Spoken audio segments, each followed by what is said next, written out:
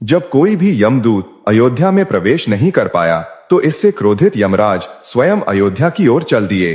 पर जैसे ही वे अयोध्या के मुख्य द्वार पर पहुंचे, हनुमान जी ने उनका मार्ग रोक दिया और काफी कहा सुनी के बाद भी जब हनुमान जी ने यमराज को अंदर नहीं जाने दिया तो यमराज ने क्रोधित होकर अपने भयानक यम दंड से हनुमान जी पर प्रहार कर दिया। पर वे शायद यह भूल गए वे सिर्फ काल हैं और हनुमान जी महाकाल। दरअसल त्रेता युग के अंत में श्री राम की लीला समाप्त होने को थी और तभी अचानक पूरे यमलोक में शोक मनाया जाने लगा, क्योंकि कुछ देर पहले ही यमराज घायल अवस्था में कराहते हुए पृथ्वी से यमलोक में प्रवेश किए थे।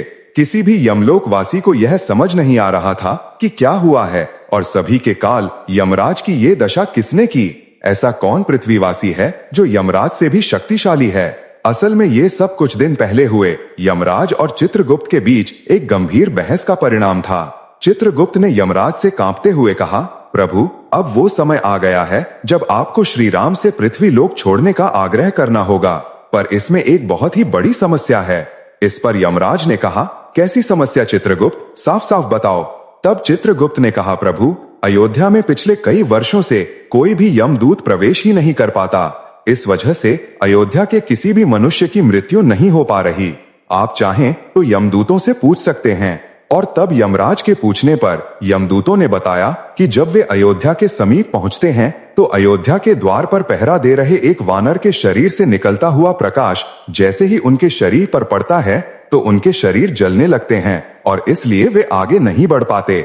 यह सुन यमराज के पूछने पर जब चित्रगुप्त ने ये बताया कि वो वानर कोई और नहीं स्वयं हनुमान है, तो यमराज ठहाके मारकर हंसते हुए कहने लगे, तुम लोग हनुमान से इतना डर रहे हो, मैं चाहूं तो किसी के भी प्राण ला सकता हूं, फिर वो हनुमान किस गिनती में है।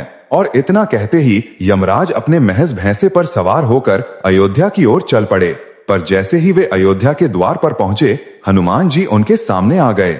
हनुमान जी ने अत्यंत विनम्रता से प्रणाम करते हुए कहा, हे धर्मराज, आप मृत्यु के देवता हैं, आपका यहाँ आना अशुभ संकेत है, कृपया बताएं आप यहाँ क्यों पधारे हैं।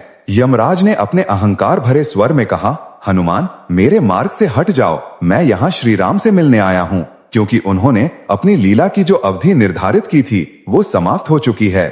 यह सुनते ही हनुमान जी ने दृढ़ता से कहा, हे यमदेव, मेरे प्रभु की आज्ञा के बिना इस नगर में कोई प्रवेश नहीं कर सकता और जब तक मैं जीवित हूँ कोई भी शक्ति मेरे प्रभु को यहाँ से नहीं ले जा सकता, आप लौट जाइए। यमराज ने इसे अपना घोर अपमान समझा और गरजते हुए बोला, अरे मूर्ख वानर, तू काल को रोकने का दुस्साहस कर रहा है, मेरे मार्ग से हट जाओ, नहीं तो मुझसे युद्ध करो। यमराज के यह कठोर स्वर और युद्ध की ललकार सुन हनुमान जी क्रोध से तिलमिला उठे और फिर शुरू हुआ हनुमान जी तथा यमराज के बीच वो भयानक युद्ध जिसका आप सभी को इंतजार था।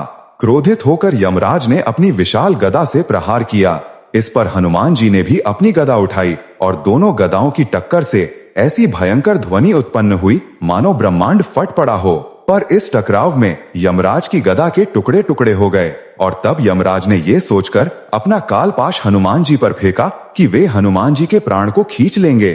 पर हनुमान जी ने उसे हवा में ही पकड़ा और अपने दोनों हाथों से ऐसा खींचा कि उसके टुकड़े टुकड़े हो गए। अपनी पराजय समीप देख यमराज क्रोध से तिलमिला उठे। उन्होंने अपना सबसे प्रलयकारी अस्त्र यमदंड निकाला और गर्जना करते हुए हनुमान जी पर अमोघ यमदंड से प्रहार कर दिया। उस प्रलयकारी यमदंड को अपनी ओर आता देख हनुमान जी का शांत और सौम्य मुखमंडल प्रलयकारी तेज से धक उठा। उन्होंने अपना रूप इतना विकराल उनके सामने एक चींटी के समान लगने लगे और जैसे ही वो अमोघ यमदंड उन तक पहुंचा, हनुमान जी ने अपना विशाल मुख खोला और उस अमोघ यमदंड को ठीक वैसे ही निगल गए जैसे उन्होंने भगवान शिव का त्रिशूल निगला था। ये देख यमराज के होश उड़ गए और इसी समय क्रोधित हनुमान जी ने यमराज पर अपनी गदा से ऐसा प्रहार किया कि यमराज दर्द से कराते हुए भागने लगे। उन्होंने युद्ध से पीछे हटना ही उचित समझा। यमलोक पहुंचकर भी यमराज कांप रहे थे। वे पराजित हो चुके थे और अब उनके मन में हनुमान जी को परास्त करने की तीव्र इच्छा ने जन्म ले लिया था।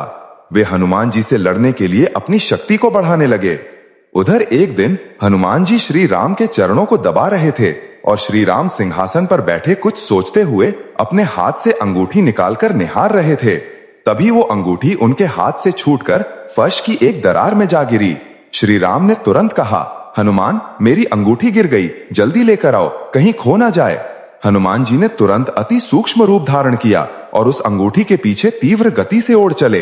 पर ये क्या? हनुमान जी अपनी पूरी गति से ओढ़ रहे थे, पर वे अंगूठी को पकड़ ही नहीं पा रहे थे। उन्होंने पूरी पृथ्वी के कई चक्कर लगा दिए, पर अंगूठी की गति और तीव्र होती गई। हनुमान जी पसीने पसीने हो गए। उनको समझ नहीं आ रहा था कि प्रभु की ये कैसी लीला है। इधर हनुमान जी अंगूठी के पीछे भाग रहे थे, उधर यमराज अयोध्या की ओर दोबारा प्रस्थान कर चुके थे। तभी हनुमान जी ने देखा वो अंगूठी सुमेरु पर्वत की एक कंदरा में जा गिरी। हनुमान जी तुरंत वहां पहुंचे, पर गुफा के द्वार पर बैठे एक वानर ने उन्हें रोकते हुए कहा, कौन हो तुम? इस पर हनुमान जी ने कहा, मैं हनुमान हूं। ये सुनकर वो द्वारपाल वानर ठहाके मारकर हंसते हुए बोला, इतना दुर्बल वानर हनुमान कैसे हो सकता है? और असली हनुमान जी तो अंदर हैं। ये सुन आश्चर्य से हनुमान जी ने अंदर वाले हनुमान जी से मिलने की इच्छा जताई। जैसे ही द्वारपाल वानर अनुमति लेकर आया, हनुमान जी ने अंदर प्रवेश किया और अंदर आते ही उन्होंने एक ऐसे दिव्य वातावरण का अनुभव किया जो स्वयं श्री राम के समीप होने से भी अधिक मनोरम था। और तभी सामने सिंहासन पर बैठे एक अत्यंत ही दिव्य और विशाल हनुमान जी ने कहा, आओ हनुमान, तुम्हारा स्वागत है। इस पर हनुमान जी ने कहा, हम दोनों हनुमान कैसे हो सकते हैं? तो उन विशाल हनुमान ने कहा, मैं पिछले कल्प का हनुमान हूं और तुम इस कल्प के, कहो क्यों आए हो? तब हनुमान जी ने कहा, मैं प्रभु की अंगूठी लेने आया हूं, वह इसी गुफा में आई है। इस पर उन विशाल देहधारी हनुमान जी ने अंगूठी की एक विशाल ढेर को दिखाते हुए कहा, ले लो, इसमें से जो भी हो। हनुमान जी उन सारी अंगूठी को आश्चर्य से देखते रह गए।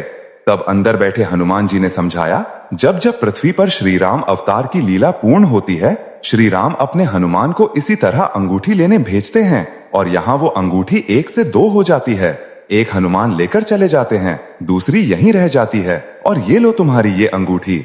इधर हनुमान जी इस लीला में उलझे थे और उधर यमराज अपनी पूरी शक्ति से अयोध्या के द्वार पर पहुंचकर हनुमान जी को पुकारने लगे। और तभी वहां एक आकाशवाणी हुई, हे धर्मराज, श्री राम आपका इंतजार कर रहे हैं, आप हनुमान के आने के पहले ही उनके महल पहुंचो।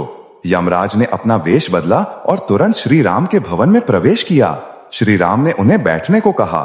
तब यमराज ने प्रणाम करते हुए कहा, प्रभु, हमारा आपका यह वार्तालाप अत्यंत ही गुप्त है, इसे कोई ना सुन पाए, ऐसा उपाय करें, और जो भी इसे सुने उसे मृत्युदंड दे दिया जाए। इस पर श्री राम ने द्वार की रक्षा का यह भार लक्ष्मण जी को दिया और कहा, जब तक मैं ना बोलूं कोई मेरे कक्ष में ना आ पाए, नहीं तो उसे मृत्युदंड दे दिया जाएगा। लक्ष्मण जी द्वार पर पहरा देने लगे और अंदर यमराज अपने वेश में आकर श्री राम से उनकी लीला की अवधि समाप्त होने और उनके धाम प्रस्थान के विषय में बात करने लगे। लक्ष्मण जी द्वार पर पहरा देते हुए टहल रहे थे, तभी वहां ऋषि दुर्वासा आ गए और श्री राम से तुरंत मिलने का हठ करने लगे। और जब लक्ष्मण जी ने उन्हें रोका तो वे क्रोधित होकर पूरे अयोध्या को श्राप देने की धमकी देने लगे। इस पर लक्ष्मण जी ने मजबूरी में श्री राम और यमराज के वार्तालाप में बीच में ही महल में प्रवेश किया। ये देखते ही यमराज तुरंत ही अदृश्य हो गए और इसी घटना के फल स्वरूप श्री राम ने जब लक्ष्मण जी को त्याग दिया तो लक्ष्मण जी ने सरयू नदी में जल समाधि ले ली। जब हनुमान जी प्रभु की अंगूठी लेकर अयोध्या वापस आए तो श्री राम सहित सभी परिकर धाम प्रस्थान करने के लिए सरयू तट पर थे। और जैसे ही हनुमान जी को सारी घटना का पता चला, उन्हें पहले तो यमराज पर क्रोध आया, पर बाद में इन सभी घटना को प्रभु की लीला का हिस्सा जान सब भूल गए। श्री राम ने हनुमान जी को कलयुग के अंत तक पृथ्वी पर रहने को कहा और इस प्रकार हनुमान जी